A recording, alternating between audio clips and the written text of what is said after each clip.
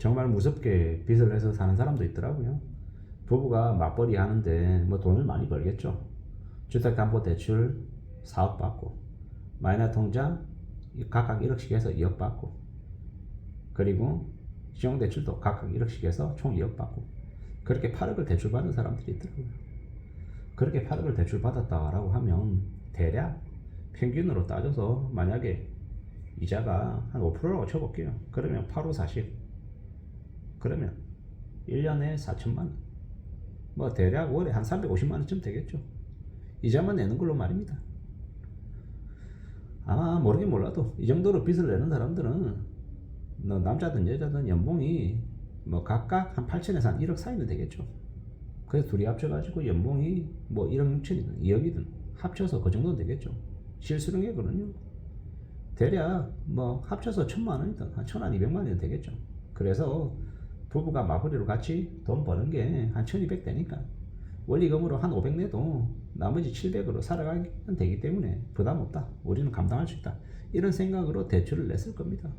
근데 착각하면 안 되는 게 우리가 빚 내는 거는 낼 수 있는데 빚 내서 3년이고 5년이고 한 10년이고 빚 내고 그걸 쫙 내고 난 이후에 집값이 더 올라가지고 팔아가지고 시세 차익을 보고 딱 빠져나올 수 있으면 최상입니다. 근데 부동산이 참 희한한 게요. 사는 건 내 의도대로 내가 원하는 시점에 살 수 있는데 파는 게 내가 원하는 시점에 잘 안 되는 경우가 많더라는 겁니다. 그래서 보통 부동산의 경우에는 한번 사면 10년, 20년, 30년이 그냥 순식간에 지나갑니다.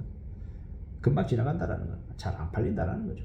내가 원하는 시점에 못 팔기 때문에 이제 뭐라고 얘기하죠? 그 매몰 비용이라고 얘기하죠. 되게 빡빡해지는 겁니다. 힘들어지는 거죠. 집값은 올랐다고, 집값은 10억 올랐다.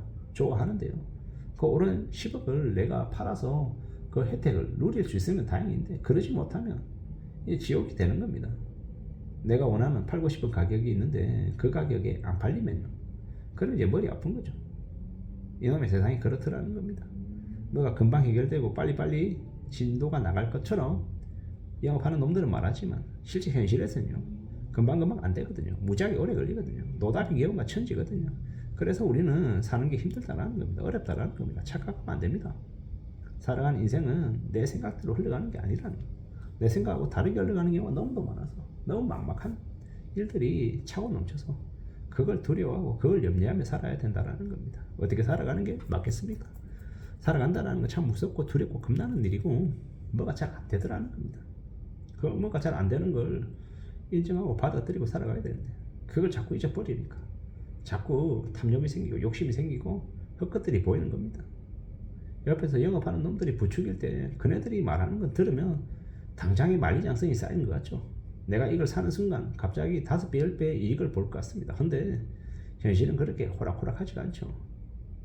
내가 5천원 주고 샀는데 주가가 갑자기 10만원 된다? 20배 오른다? 이런 게 어디 있습니까? 그런 거 없습니다. 물론 있긴 하겠죠. 근데 극히 예외적인 그 상황이 나에게 온다? 그거 믿고 쫓아다닌다? 그런 동안에 흘러가는 시간들은 어떻게 할 거냐라는 겁니다. 아파트 10억 주고 샀는데 30억에 팔 수 있다. 20억 시세 차익을 본다. 볼 수 있겠죠. 근데 그게 5년 뒤가 아니라 30년 뒤면 어떻게 할 거냐라는 겁니다. 진짜 길게 내다봐야 된다라는 거죠. 내가 원하는 바램들이 올해 내년에 바로 생기면 좋은데 그렇지 않는다라는 겁니다. 10년 뒤, 20년 뒤, 30년 뒤에 벌어질 일을 지금 내가 기대하고 갖겠다라고 설쳐대면요. 그게 바보고 덩신인 거죠. 주식 하라고 떠드는 놈들, 부동산 하라고 부추기는 놈들 다들 옆에서 어떻습니까? 20년, 30년 뒤에 있을 일을 내년에 일어날 것처럼 떠벌립니다. 그리고 팔아먹죠. 그리고 얼마 올랐다고 얘기하죠. 근데 잘 생각해야 되는 거는 얼마 올랐다가 중요한 게 아니라 내가 그걸 사서 오랫동안 부담하면서 살 수 있냐인 거죠. 그래서 분수에 맞춰 살아가야 된다고 얘기하는 거고 욕심 부리지 않아야 된다고 얘기하는 거고 자기 그릇을 알아야 된다고 말하는 겁니다. 왜냐? 그렇게 살아가야 그래야 삶이 지켜지기 때문인 거죠. 우리가 살아가는 지금의 시대를 우리는 냉정하게 내다봐야 됩니다. 잘 따져봐야 된다는 겁니다. 지금 경기 되게 안 좋죠. 많이 어렵죠. 지금 상상 초월하는 위기입니다. 그래서 정말 정신 바짝 차리고 살아가야 되고요. 힘들다라는 겁니다. 누구에게나 가슴 아픈 상처들 시행착오도 다 있고요. 뭡니까 이거? 앞으로 부도나는 기업도 많을 거고 은행 부실도 심할 거고 대출 이자 올라갈 거고 빚 때문에 허덕이는 사람들이 점점 더 많아질 거다라는 겁니다. 우리가 사채꾼 우시지마라고 하는 일본 드라마가 있습니다. 저는 그 일본 드라마를 인생 드라마라고 생각합니다. 다소 좀 자극적인 내용들도 나오는데요. 실제로 현실보다는 좀 순화된 내용일 거라고 저는 생각합니다. 사채 쓰는 사람들의 스토리죠.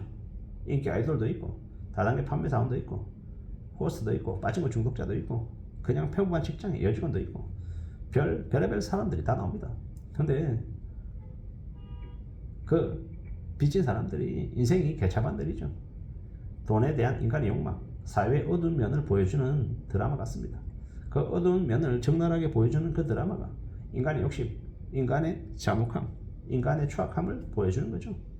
불법 성매매도 나오고 도박 중독도 나오고 다단계 사기도 나오고 무분별한 소비가 이렇게 담겨져 있는 그런 어두운 이야기들이 되게 많습니다. 근데 저는 이제 이 드라마에서 돈의 무서움, 빚의 위험 이런 것들을 보여주는 교훈적인 그런 좋은 드라마라고 생각합니다. 앞으로 우리가 살아가면서 맞이하게 되는 무수히 많은 이제 무서운 모습들을 압축해서 보여준다라고 저는 생각하는 거죠. 우리가 우리의 삶을 잘 지켜내고 항상 안전하게 살기 위해서 어떻게 해야 되겠습니까? 좀 더 두려워하고 좀 더 염려하고 좀 더 조심하며 살아가야 된다고 생각합니다. 참으로 무서운 시대가 지금의 시대인데 우리가 어떻게 살겠냐라는 겁니다. 어떻게 살아내겠냐라는 겁니다. 더 두려워하고 더 경각심을 가지고 더 조심하며 살아가야겠다라고 마음먹어야 될 것 같습니다. 감사하는 마음으로 살아가야 되는 거죠. 나대지 말고요. 과시하지 않고 허세 부리지 않고 정말 착실하게 살아가야 됩니다. 문왕을 만나서 자신의 뜻을 펼쳤던 그 강태공, 그는 때를 낚았죠. 문왕은 인지를 낚았고요. 넬슨 만델라, 남아프리카 공화국의 첫 흑인 대통령, 인종차별에 맞서 싸웠던 사람들, 27년이라는 긴 시간 동안 투옥되었고 수감 중에 신념을 굽히지 않았던 그 극심한 억압과 고난 속에서도 신념을 잃지 않고 오랜 기간 끈기 있게 정의를 추구하며 살아왔던 그런 위인들, 인물들을 기억하자라고 말하고 싶은 거죠. 그들을 우리가 항상 언제 어느 때든 만날 수 있습니다. 도서관에서 책으로 말입니다. 그런 이들의 일대기를 우리가 읽으면서 우리의 삶을 되돌아보고 우리가 어떻게 살아낼지를 좀 고민하는 것들, 생각해보는 것들 정말 좋은 거라고 생각합니다. 우리가 뭔가를 이루기 위해서는 오랜 시간이 걸립니다. 기다릴 줄 알아야 된다는 거죠. 인내해야 된다는 거죠. 참을 줄 알아야 된다는 겁니다. 너무 나대고 너무 설치고 너무 조급해하는 것보다 좀 더 길게 내다보고 착실하게 살아가는 것, 그게 제일 필요한 것 같습니다. 앞으로 우리는요 더욱더 염려하고 조심하고 착실하게 살아가려고 각오해야 될 것 같습니다. 그렇게 살면, 그렇게 지내려고 했으면 우리의 삶이 조금이라도 나아질 거라고 봅니다. 이상입니다.